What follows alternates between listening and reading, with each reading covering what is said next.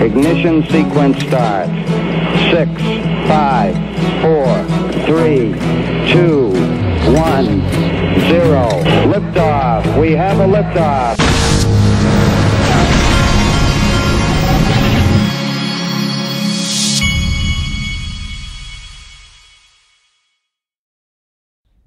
Hey everybody, this is the Digital Asset Investor, and we got a big news day today. I'm kind of overwhelmed already, but that's okay. That's why I'm here. That's why I do 2 videos. Just in, U.S. government has hit its $31.4 trillion borrowing limit. That's the same $31.4 trillion that will never be paid off and couldn't be paid off. This lady had a great tweet. Would you invest in this business? Total debt, 31 trillion. Assets, 4.8 trillion. Annual revenue, 4.9 trillion. Annual income, 1.4 trillion loss. This is the U.S. government, folks. And then there's this from Gold Telegraph, breaking news. The U.S. government has hit its borrowing limit. The Treasury has activated extraordinary measures to keep paying the government bills. The circus is starting. This country has turned into a complete circus and all the people in the circus, they ignore the people. They ignore what the people really want, including her. All these people are the problem. These agencies, whether it's a Gary Gensler, whether it's her, whether it's a Ben Bernanke, they are the problem. The common sense is gone. These people work on the interest of someone that's not us. Okay? That's why one of the reasons that Glenn is my sponsor is because I'm buying gold, some in my Glenn account, some physical, and I'm doing it specifically for this reason, as protection against these people and what they're doing, to try to protect my family. Okay, the link to this will be in the top of the description. Again, with the Glenn account, that way when I buy gold in my Glenn account, I have my debit and MasterCard, and it's spendable gold, and that's why I've diversified, and I have some on that, and I have some physical. Okay, now same government that has ruined the value of our money, same government is the one that's gone after Ripple. They've gone after all of us, all of we people who saw an opportunity, saw some who didn't even know who Ripple was, but saw this digital asset and thought maybe this thing could better our families. Okay? Well, James Phelan, who has been there from the beginning, and kudos to him, says his scheduling update, everything is briefed. Now we wait. And I thought, what better time than to remind Congress of what's going on. And I said, Congress, everything is now briefed in the SEC versus Ripple. This is an unprecedented case where the SEC has literally actively harmed the XRP investors they claim to protect for over 2 years. Today is a great day to recap why today must be a new day in the USA. Aside from Charles Gasparino and Eleanor Terrett, the mainstream media completely ignored the facts of the regulatory capture that's going on here. The rest are willing to, everybody else is willing accomplice to the regulators who protect Wall Street instead of investors.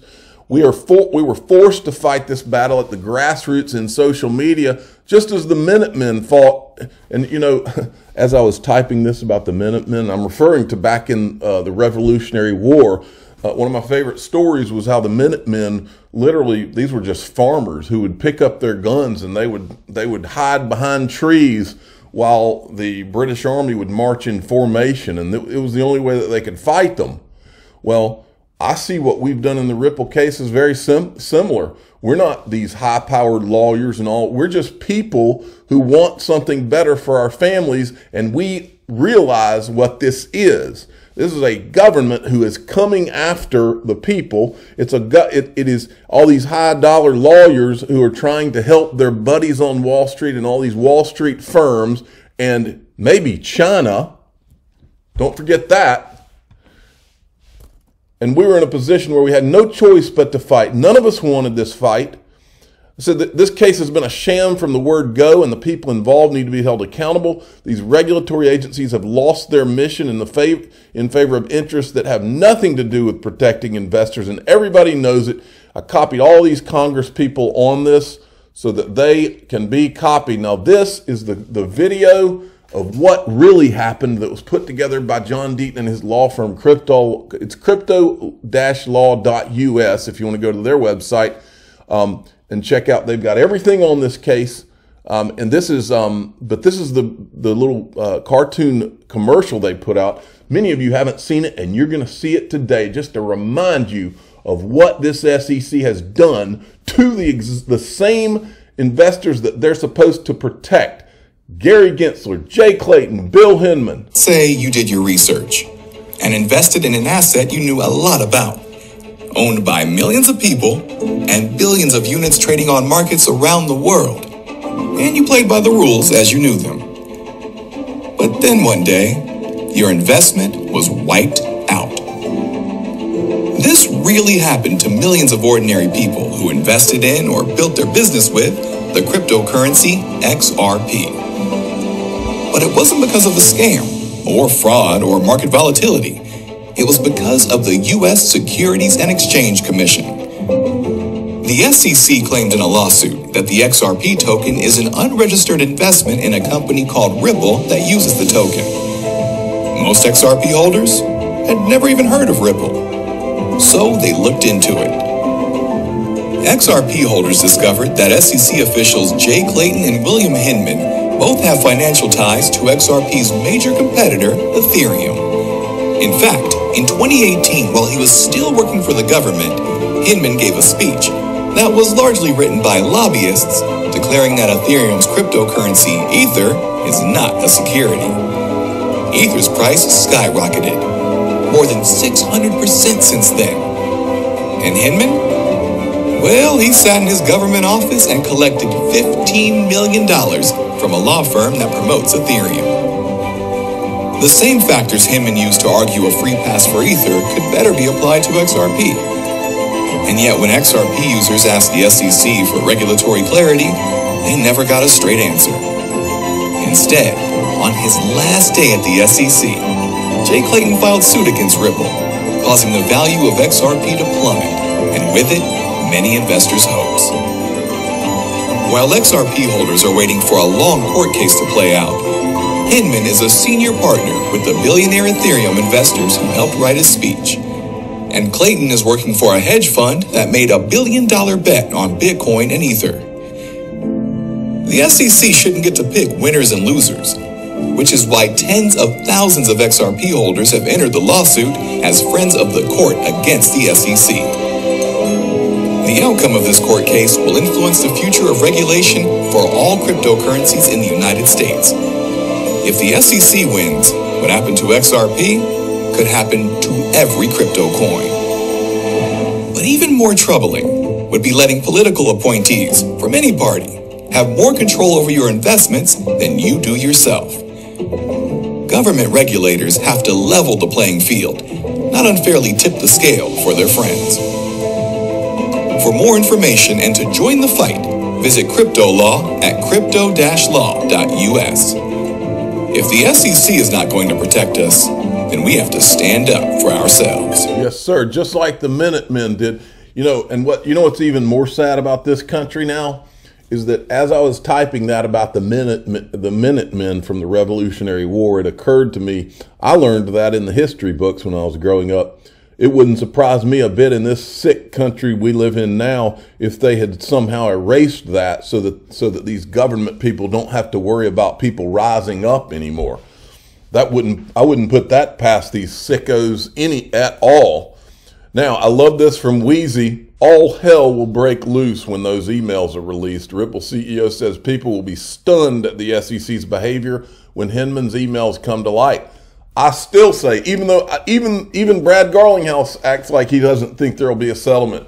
But I think that Gary Gensler I think that this guy is so awful that he would wait until the very last half of a second before settling. I think that he's that kind of a person until he just literally until he knows that the judge is about to rule against him. I mean, if that's possible, I'm no attorney. But anyway, the last half a second that he's eligible to be able to settle is when I think he would do it, because I think he's that much of a creep show. Most legal experts and crypto practitioners who have followed the landmark case appear to believe the U.S. government failed to prove its legal theory for bringing the enforcement action. Now, Brad Garlinghouse is at the World Economic Forum, and yesterday he did his part on stage. Now, this was my impression. I got the impression that that it was the entire panel against Brad Garlinghouse. That was and I'll show you why. Here's the first part of it. What I'm going to do, first I'm going to show you this video. This is a clip this guy put out. Let me make sure I follow this person. This is a clip where two of the other guys on the panel are taking a shot, in my opinion, at Ripple. Watch this. First of all, they call it Ripple instead of calling it XRP, and you know they know by now. Can you just give a sense of what that is and why? Thank you, Stacey. It's an absolute pleasure being both of you today. I was promised one Ripple to be on this panel. So by Brad Garlinghouse, yes. Share that. But in all honesty, I think the first and foremost thing that I want to describe is the UAE's... in part that guy because was of its from the UAE, and this other guy I think is the central banker from the Netherlands. Exposure to FTX, it laid off 40% of its staff. It was able to tap a federally provided lending reserve that is only available to banks but not to crypto companies. So even if we have CEOs like Jamie Dimon out there saying, I think his latest is Bitcoin is hyped up fraud, there are other banking CEOs who are clearly interested in playing in this area. Yeah, well, thank you very much also for having me. If I had been offered a Ripple, by the way, then I would probably have had to decline the invitation. I think they mean XRP, not Ripple. Ripple's the company, XRP's the token. Good. Yes. Anyway, but the whole theme of it felt like that, like it was like they were kind of taking shots at Brad Garlinghouse. I'm going to play you the first half of this. I cut out and put all the Brad parts in here. I'm going to play you the first half of this, and then in my next video, I'll play you the second half. It's exciting. I feel a obligation to advocate for. There are these new technologies that we can use for the betterment of economic value to our citizens, to our businesses, even to central banks. And I think to the extent we can focus on, hey, these are new technologies that can be used in that way, like the earliest days of the internet. Can these technologies be used in illicit ways? Yes, and certainly we saw the early days of the internet, and people called for bans of the internet. And to be clear, the current days of the internet as well. Oh, yeah, I guess, yeah. Well, although there was a much louder, higher decibel level call in maybe the 90s when people were, I think, more intimidated by how these technologies are being used. And I think we're seeing that play out in the world of blockchain as well. I thought it was interesting you described the UAE regulatory as light touch. Said it was described as light touch. Oh, described as light touch, all right. I actually give huge credit to the UAE. Do you have a VARA license? No, we do not. Although we might, I don't know the exact answer to that, but we do not currently. The point I would make, though, is... You do not. Thank you. The point I would make, though, is the UAE has done the work to codify what the regulations are. I think the challenge, and we discussed this before we got up here, I think the vast majority of players in the crypto space want to be good actors. But I think we have to be clear about what that means. And I think one of the challenges is, and I very much agreed with something the commissioner said, we talk about regulating crypto. I think we should, that's an abstract thing to say from my point of view. We need to regulate the activity. What is it that we're doing? So Ripple is in the business around cross-border payments. Our customers are banks. Our customers are regulated institutions. You can't have a non-KYC, know your customer transaction, etc.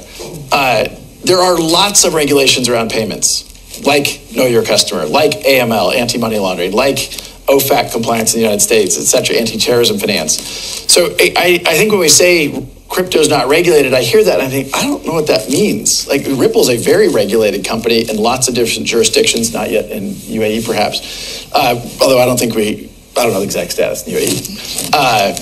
The point, as much as anything, I think it's a misnomer to describe crypto as an unregulated business. In the U.S., you have in the SEC someone at the chair saying it's the Wild West. Look, there are clearly examples where that's true, but there are a lot of people solving real problems for real customers and taking the air and the froth out of the hype and speculative bubble that really was true in crypto, I think is really healthy. I think one of the challenges here is there are actually very few people describing crypto as an unregulated business. What they're saying is that it is insufficiently regulated, and that there are certain types of activities, separate out the obvious and egregious fraud, scams, and grift. But there are certain types of activities that are either being presented to customers as potentially safer than they are, or the promise of guaranteed returns when there are no such thing. Or in the US, for instance, many investors in certain of these crypto companies, several of which have now gone bankrupt, were under the impression that their deposits were insured by the FDIC, which is that up to $250,000 of whatever the deposits were would be protected.